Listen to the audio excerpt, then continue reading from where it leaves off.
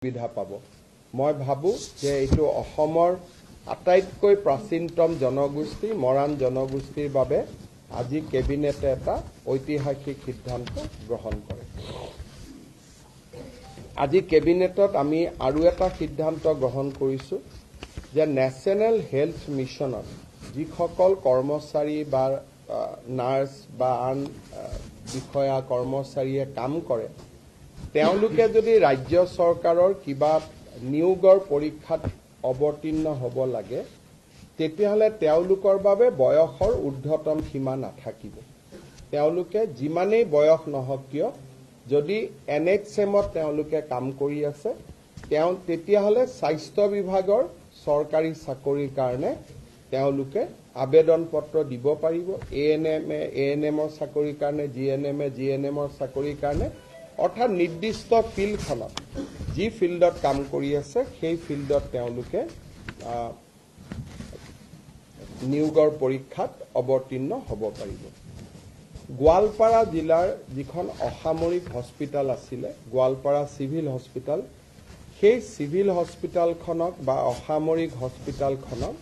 আমি তৎকালীনভাৱে কাৰ্যকৰী হোৱাকৈ শ্বহীদ নিধানু ৰাম ৰাজবংশীৰ নামেৰে উৎসৰ্গা কৰিবলৈ সিদ্ধান্ত গ্ৰহণ কৰিছোঁ। ভাৰতৰ স্বাধীনতা সংগ্ৰামৰ 1942 চনৰ এগৰাকী শ্বহীদ নিধানু ৰাম ৰাজবংশী এতিয়াৰ পৰা গোৱালপাৰা অসামৰিক চিকিৎসালয়খন শ্বহীদ নিধানু ৰাম ৰাজবংশী অসামৰিক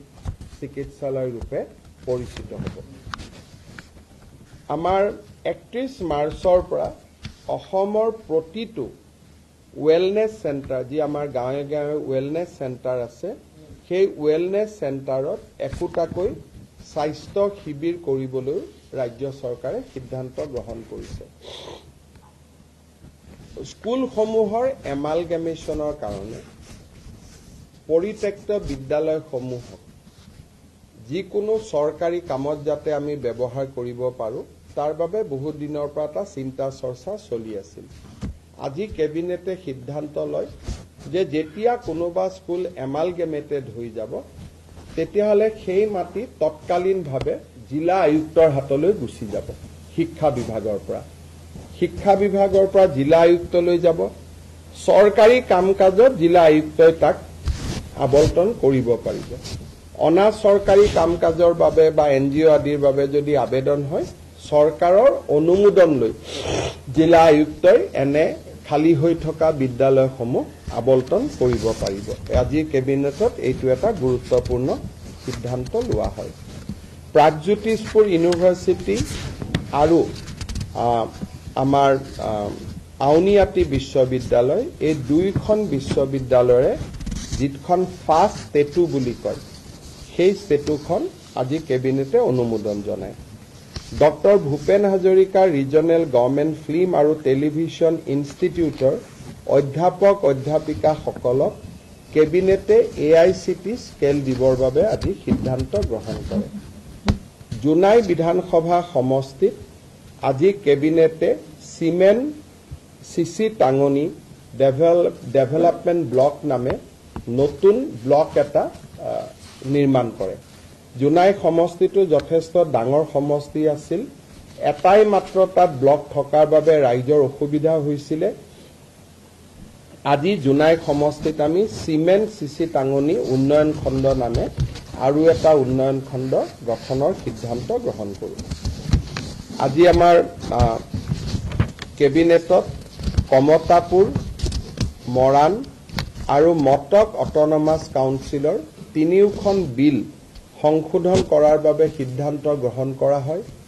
এই সিদ্ধান্তৰ ফলত কমতাপুৰ পৰিষদত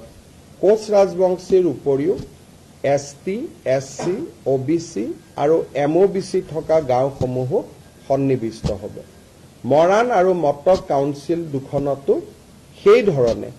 আমি এমেণ্ডমেণ্ট আনিছোঁ যে যদি ক'ৰবাত 50% কম মৰাণ মটক জনগোষ্ঠীৰ লোক থাকে তেওঁলোকো অট'নমাছ কাউন্সিলত সোমাব পাৰে তাৰ ব্যৱস্থা আজি আমি কৰিছোঁ। কিন্তু এইখিনি পাৰ্ট ভিলেজ হিচাপে হ'ব। অন্যান্য জনগোষ্ঠী কাউন্সিলত নোসোমাই মৰাণত মৰাণ মটকত মটক এই ধৰণে আমি ব্যৱস্থা কৰিছো আজি কেবিনেটে এটা গুৰুত্বপূৰ্ণ সিদ্ধান্ত লৈছে যে গুৱাহাটী ডিব্ৰুগড় আৰু শিলচৰত দোকান পোহাৰ এতিয়া 24 ঘণ্টা খোলা ৰাখিব পাৰিব আৰু সাপ্তাহিক এটা যি বন্ধৰ কথা আছিল এতিয়াৰ পৰা সাপ্তাহিক বন্ধটো নাথাকিব চৰকাৰী নিয়মত নাথাকিব কোনোবাই বন্ধ কৰিব খুজিলে কোনো আপত্তি নাই ডিব্ৰুগড় গুৱাহাটী আৰু শিলচৰ পৌৰ নিগম মিউনিচিপালিটি কিন্তু বাকি টাউনসমূহত যাক এই গুৱাহাটী ডিব্ৰুগড় শিলচৰ মিউনিচিপালিটি কৰ্পোৰেচন কিন্তু বাকি টাউনসমূহত ৰাতি 2টা বজা পৰ্যন্ত দোকান পোহাৰ খোলা ৰাখিব পাৰিব গ্ৰাম্যাঞ্চলত ৰাতি 11 বজালৈকে দোকান পোহাৰ খোলা ৰাখিব পাৰিব যাতে আমাৰ ক্ষুদ্ৰ ব্যৱসায়ীসকলৰ উপাৰ্জন বৃদ্ধি হয় তাৰ বাবে আমি এই ব্যৱস্থাটো গ্ৰহণ কৰিছো কিন্তু শ্ৰমিকক বছৰত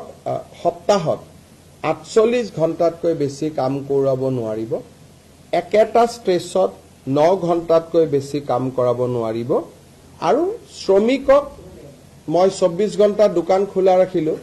তাৰমানে শ্ৰমিকৰ 3টা শিফট কৰিব লাগিব তাৰমানে শ্ৰমিকসকলক কষ্টত দি পেলাই এটো সুবিধা নহয় ইয়াৰ ফলত এমপ্লয়মেন্ট যাতে বৃদ্ধি হয় 9 আৱাৰ্ছৰ কাৰণে যদি দোকানখনে 2টা এমপ্লয়ী ৰাখিছিল এতিয়া 24 ঘণ্টাৰ কাৰণে তেওঁ 2টা 3টা শিফটত আৰু 4জন বেছিকৈ এমপ্লয়ী ল'ব যাতে আমাৰ অসমত নিয়োগৰ সুবিধা হ'ব পাৰে ব্যৱসায় বাণিজ্য ভাল হ'ব পাৰে বিহুৰ বতৰৰ আগত পূজাৰ বতৰৰ আগত তাৰ বাবে আমি এই সিদ্ধান্ত গ্ৰহণ কৰিছো আৰু মই ভাবো যে এই সিদ্ধান্তই আমাৰ অসমৰ ব্যৱসায়ী মহলত যথেষ্ট সহায় কৰিব আমাৰ অসমৰ কামৰূপ আৰু বঙাইগাঁও জিলাত দুখন পিআৰএফ আছিল পিআৰএফ মানে প্ৰপ'জ ৰিজাৰ্ভ ফৰেষ্ট এখনৰ নাম চৰাইবাহা এখনৰ নাম খোৰাগাঁও এই দুইখনকে আমি ৰিজাৰ্ভ ফৰেষ্টলৈকে আজি কনভাৰ্ট কৰিছো তাৰ ফলত অসমত বনাঞ্চলৰ মাটিকালি বৃদ্ধি হ'ব এই দুইখন প্ৰপ'জ ৰিজাৰ্ভ ফৰেষ্ট হোৱা বাবে আমাৰ ৰিজাৰ্ভ ফৰেষ্টৰ মাটিকালি 700 হেক্টৰ বৃদ্ধি পাব আজি আমাৰ কেবিনেটত আৰু এটা সিদ্ধান্ত গ্ৰহণ কৰা হয় ডেভেলপমেন্ট কাউন্সিল সমূহে কেতিয়াবা নিজৰ বাজেট নাথাকিলেও অতিৰিক্তকৈ কিছুমান অৰ্ডাৰ আদি দিয়া দেখা যায় কিছুদিন আগতে তেনেকে সোণোৱাল কছাৰী কাউন্সিলত খেলিমেলি হৈছিল আমৰি কাৰ্বিত খেলিমেলি হৈছিল কাউন্সিলে নিজৰ বাজেটতকৈ বেছি ধনৰ কোনো ঠিকা দিব নোৱাৰিব বুলি আজি কেবিনেটে নিজৰ বিধিখন সংশোধনী কৰে চাহ বাগিচা অঞ্চলত ৰাস্তা বনাবৰ বাবে কেবিনেটে আজি 262 কোটি টকা অনুমোদন জনায় আজি কেবিনেটত আমি আৰু এটা সিদ্ধান্ত গ্ৰহণ কৰো আপোনালোকে জানে যে দীৰ্ঘদিন ধৰি অসমৰ প্ৰাথমিক বিদ্যালয় শিক্ষক সংস্থা আৰু আনসকলে এটা দাবী কৰি আহিছিল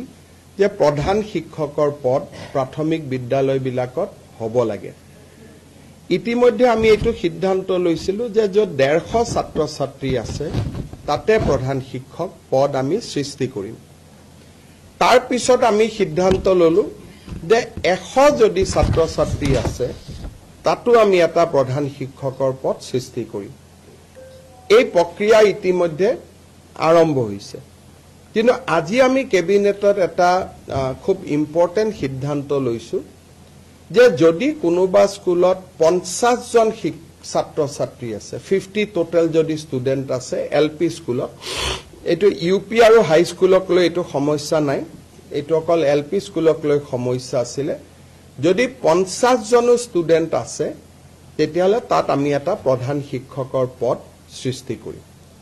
এই সিদ্ধান্তৰ ফলত বহু দিন ধৰি প্ৰাথমিক শিক্ষক সন্মিলনী বা আন শিক্ষকসকলে কৰি অহা বিভিন্ন তেওঁলোকৰ ক্ষোভ বা প্ৰতিবাদ সামৰণি পৰিব বুলি মই বিশ্বাস কৰো যে এতিয়া 50 জন ছাত্ৰ ছাত্ৰী হলেই এজন প্ৰধান শিক্ষকৰ পদ আমি স্কুলত সৃষ্টি কৰিম আৰু এই প্ৰধান শিক্ষকসকল ডিডিও হ'ব তেওঁলোকৰ বিত্তীয় আৰু প্ৰশাসনিক ক্ষমতাও থাকিব এতিয়া মই আপোনালোকৰ এটা বিশেষ ইতিহাসৰ পৃষ্ঠালৈ আপোনালোকৰ ধ্যান আকৰ্ষণ কৰিব খুজিম অসমৰ প্ৰথম গৰাকী অকংগ্ৰেছী মুখ্যমন্ত্ৰী শ্ৰী গোলাপ বৰবৰাৰ জন্ম শতবাৰ্ষিকী 29 আগষ্ট 2025 পৰা আৰম্ভ হ'ব অসমৰ ৰাজনীতিত আৰু আমাৰ জাতীয় জীৱনত প্ৰয়াত গোলাপ বৰবৰাৰ এক সাগৰ সমান বৰঙণি আছে আমি সকলোৱে জানো যে 1968 চনৰ পৰা 1974 চনলৈ তেখেত ৰাজ্যসভাৰ সাংসদ আছিল জৰুৰী অৱস্থাৰ সময়ত কংগ্ৰেছে তেখেতক কাৰাগাৰত নিক্ষেপ কৰিছিল 1978 চনৰ 12 মাৰ্চ তাৰিখে অসমৰ 6জন মুখ্যমন্ত্ৰী হিচাপে তেওঁ দায়িত্ব গ্ৰহণ কৰিছিল তেখেতৰ নেতৃত্বত 10 বিঘা মাটি পৰ্যন্ত খেতিয়কৰ খেতিৰ খাজানা মাফ হৈছিল 10ম শ্ৰেণী পৰ্যন্ত সকলো বিদ্যালয়ৰ মাচুল মাফ কৰি দিয়া হৈছিল চিকিৎসালয়ত গভৰ্ণমেণ্ট চিকিৎসালয়ত মাচুল নোহোৱাকৈ ৰোগী চোৱাৰ ব্যৱস্থা তেওঁৰ দিনতে আৰম্ভ হৈছিল দয়াং বনাঞ্চলত থলুৱা লোকৰ মাটি সংৰক্ষণৰ বাবে তেখেতে কাম কৰিছিল আৰু এই ধৰণে তেখেতে বহুবিলাক আনকি অসমত ক্ষুদ্ৰ চাহ বাগিচা নিৰ্মাণৰ কামতো তেখেতে এক বিশাল বৰঙণি আগবঢ়াইছিল ৰাজ্য চৰকাৰে গোলাপ বৰবৰা ডাঙৰীয়াৰ জন্ম শতবাৰ্ষিকী গাম্ভীৰ্যপূৰ্ণভাৱে এটা বছৰ পালন কৰিবলৈ সিদ্ধান্ত লৈছে 29 আগষ্ট 2025 পৰা আৰম্ভ হ'বলগীয়া এই জন্ম শতবাৰ্ষিকীত আমি কেনেদৰে পালন কৰিম তাৰ বিষয়ে নিৰ্ধাৰণ কৰিবলৈ মন্ত্ৰী ৰঞ্জিত কুমাৰ দাস ডক্টৰ ৰনোজ পেগু আৰু অজন্তা নেওগৰ নেতৃত্বত এখন কেবিনেট সাব কমিটি গঠন কৰা হৈছে আৰু এই কেবিনেট সাব কমিটিখনে প্ৰয়াত গোলাপ বৰবৰাৰ পৰিয়াল আৰু তেওঁৰ সান্নিধ্য লাভ কৰা ব্যক্তিসকলৰ লগত আলাপ আলোচনা কৰি এটা বছৰজোৰা পৰিকল্পনা প্ৰস্তুত কৰিব যাতে গোলাপ বৰবৰাৰ আদৰ্শক আমি অসমৰ নতুন প্ৰজন্মৰ মাজলৈ লৈ যাব পাৰোঁ ইয়াৰ উপৰিও এই বছৰটোৰ ভিতৰতে অসমৰ এখন ৰাজ্যিক শিক্ষানুষ্ঠানক বা আন ৰাজ্যিক এটা অনুষ্ঠানক প্ৰয়াত গোলাপ বৰবৰাৰ নামেৰেও নামাঙ্কিত কৰাৰ বাবে আমি সিদ্ধান্ত লৈছো আৰু কেবিনেট সাব কমিটিখনে এই অনুষ্ঠানটো আমাক দেখুৱাই দিব যে এই অনুষ্ঠানটি আপোনালোকে বা কেবিনেটে গোলাপ বৰবৰাৰ নামত নামাঙ্কিত কৰিব পাৰে মই সকলো ৰাজ্যৰ এই ক্ষেত্ৰত সহযোগিতা বিচাৰিছো চতুৰ্থতে আমাৰ এইকেইটা দিন বাতৰি কাকতত ৰংঘৰত কৃত্ৰিম বানপানী সৃষ্টি হোৱাৰ বাতৰি ওলাই আছে ৰংঘৰ পৰ্যবেক্ষণ কৰিবলৈ কেবিনেটে এটা লোক নিৰ্মাণ বিভাগ আৰু ৱাটাৰ ৰিসোৰ্স ডিপাৰ্টমেণ্ট আৰু আৰবান এফেয়াৰ্স ডিপাৰ্টমেণ্ট আৰু আৰ্কিঅলজি ডিপাৰ্টমেণ্ট এই চাৰিওটা ডিপাৰ্টমেণ্টৰ বিষয়া সন্নিবিষ্ট এটা এক্সপাৰ্ট টিম ৰংঘৰলৈ পঠাবৰ বাবে সিদ্ধান্ত গ্ৰহণ কৰিছে কেবিনেটত লোৱা সিদ্ধান্ত একেটাই আছিল আপোনালোকৰ যদি কিবা সুধিব আছে সুধিব পাৰে हिंदी में बोलने के लिए तकलीफ होगा अभी इतना लंबा है मुझको दोबारा आधा घंटा चाहिए हमारे भारत सरकार की जो बजट थे उस बजट में नामरूप में एक 12 लाख मेट्रिक टन की यूरिया एमोनिया प्लांट बनाने का निर्णय लिया गया था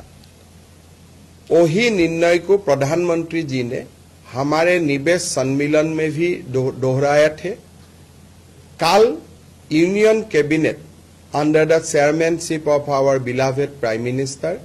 है उन्होंने ये पूरा प्रकल्प को स्वीकृति दिया आज हमारे कैबिनेट ने प्रधानमंत्री जी को इसके लिए अपना कृतज्ञता जताया और हमारा आशा है कि प्रधानमंत्री जी अगले बार जब असम में आएगा, खास करके सितंबर अक्टूबर महीना में, उसी समय ये यूरिया एमोनिया प्लांट का शिलान्यास भी जरूर करेगा। हम प्रधानमंत्री जी को असम वासियों का ओर से बहुत बहुत धन्यवाद देता हूँ। अरुणाचल में जो लोग हैं उनको जो अरुणाचल में जो हमारे मरान जनगोष्ठी का लोग है, अभी तक अरुणाचल सरकार उनको परमानेंट रेसिडेंशियल सर्टिफिकेट नहीं दिया है। जब तक अरुणाचल परमानेंट रेसिडेंशियल सर्टिफिकेट नहीं देगा, तब तक असम सरकार उनको परमानेंट रेसिडेंशियल सर्टिफिकेट असम का देने का काम करूंगा। लेकिन हम लोग निरंतर प्रयास करूंगा कि अरुणाचल में भी वो लोगों को पीआरसी मिले। केंद्रीय मंत्री नितिन गडकरी खाली घोषणा কৰিছিলে ৰাষ্ট্ৰীয় ঘাইপথ আৰু দলং ইত্যাদি নিৰ্মাণৰ বাবে 3 লাখ কোটি টকা পৰ্যন্ত দিয়া হ'ব আৰু আমেৰিকাৰ সমপৰ্যায়লৈকে লৈ যোৱা হ'ব বুলি মইতো ভাবো যে আমি যি ধৰণে নেশ্যনেল হাইৱে যোৰহাটৰ পৰা ডিব্ৰুগড়ত বনাই আছো, আমি নেশ্যনেল হাইৱেৰ ওপৰতো হেলিকপ্টাৰো লেণ্ড কৰাম আৰু প্লেনো আমি লেণ্ড কৰাম। এই বছৰটোৰ ভিতৰত আপোনালোকে তেনেকুৱা বহুত পৰিঘটনা অসমত দেখিবলৈ পাব, যে অসমৰ ৰাস্তাত এয়াৰফোৰ্চৰ ফ্লাইট নামিব, অসমৰ ৰাস্তাত হেলিকপ্টাৰ নামিব, অসমত সুৰংগ হ'ব। আজি কথা কলে মানুহে অলপ বিশ্বাস কৰিব বেয়া পায়, কিন্তু দেখি থাকিলে বিশ্বাস কৰি গৈ থাকিব। ডিব্ৰুগড়ৰ কথা নাই, ডিব্ৰুগড়টোত বগীবিল অলৰেডি বনোৱাই হৈছে, কিন্তু টানেল নুমলীগড় আৰু গোলাঘাট গহপুৰৰ মাজত হ'ব। কালি আমি ডিব্ৰুগড়ত আলোচনা কৰিছো, কালি মিটিং ৰাখিছো ডিব্ৰুগড়ৰ ওপৰত। কালি ডিব্ৰুগড়ৰ আৰ্টিফিচিয়েল ফ্লাডৰ ওপৰত আমি মিটিং ৰাখিছো, তেতিয়া আপোনালোকক ক'ব পাৰিম।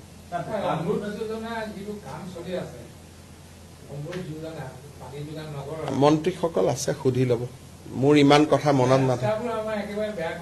আমাৰ গুৱাহাটীতো মানুহে কয়, কিন্তু ৰাস্তা বেয়া নকৰাকৈ পানীৰ পাইপ কেনেকে ফুটিব? তেনেকুৱাতো টেকনলজি ক'তো নাই। পানী যদি লাগে, এই গোটেই ঘটনাবোৰ যেনেকে সন্তান এটা মাতৃৰ গৰ্ভত নথকাকৈ প্ৰসৱ হ'বই নোৱাৰে আৰু মাতৃয়ে প্ৰসৱ বেদনা পাবই লাগিব, সেই ধৰণে বিকাশৰ আগত এটা প্ৰসৱ বেদনা মানুহে পায়, আৰু সেই প্ৰসৱ বেদনাখিনি যোনে গ্ৰহণ কৰে তাৰ বিকাশ হয়,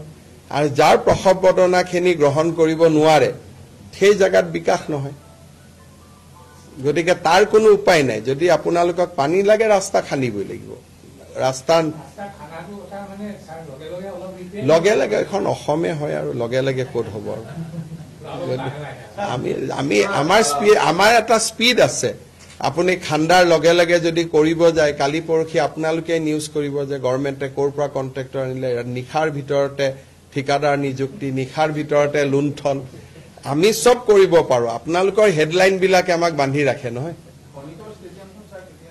কামটোতো চলি আছে, মই কালিও চাব যাম। 5000 এইখনতো প্ৰায় ৰেডিয়ে হৈ যাব, কিন্তু মই অলপ চেষ্টা কৰিছোঁ যাতে অলপ গোটেইখন ঘেৰাও কৰি হ'ব পাৰে।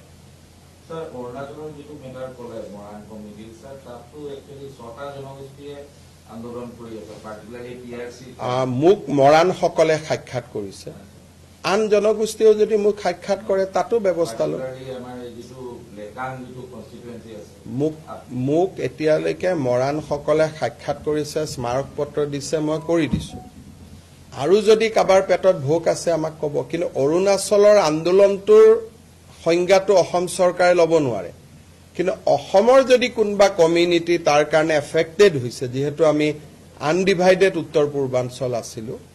কোনোবা নৃগোষ্ঠী যদি এফেক্টেড হৈছে, মোক স্মাৰক পত্ৰ দিলে মই বিবেচনা কৰিম। মৰাণসকলে মোক স্মাৰক পত্ৰ দিছিলে কাৰণে বিষয়টো বিবেচনা কৰা হৈছে।